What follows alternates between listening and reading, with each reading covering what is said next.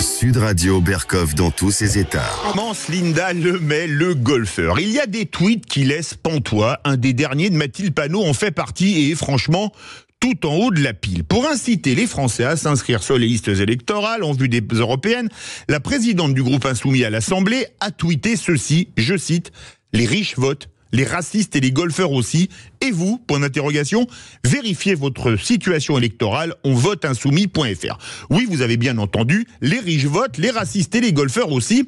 Un tweet qui a causé évidemment une réaction courroucée de la Fédération française de golf, dont voici un extrait, je cite à nouveau.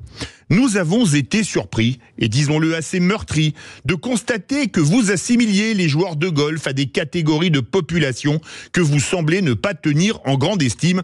Nous faisons référence aux affiches qui portent le slogan « Les racistes votent, les riches votent, les golfeurs votent ». Vous semblez méconnaître la sociologie de notre sport, dont la pratique continue de se populariser et regroupe désormais plus de 600 000 joueurs en France, dont 446 000 sont licenciés auprès de la Fédération française de golf, c'est-à-dire que ça fait à peu près autant que le handball, sport populaire s'il en est. Alors, si on est riche, on est raciste et on est golfeur, selon Mathilde Panot, il n'est pas une fois, lorsqu'il y a un attentat islamiste, où les gens de LFI nous répètent « pas d'amalgame, pas d'amalgame, pas d'amalgame ». Est-ce que là, on n'est pas dans l'amalgame grossier? Ça veut dire quoi? Que tous les riches sont racistes? Et dans ces cas-là, Jean-Luc Mélenchon, qui avait 1,4 million de patrimoine lors des dernières présidentielles, il est raciste ou pas?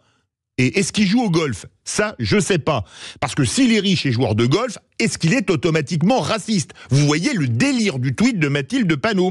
Alors rappelons qu'il y a des racistes qui ne sont pas riches et qui ne jouent pas au golf, et des riches qui ne jouent pas au golf et qui ne sont pas racistes pour autant.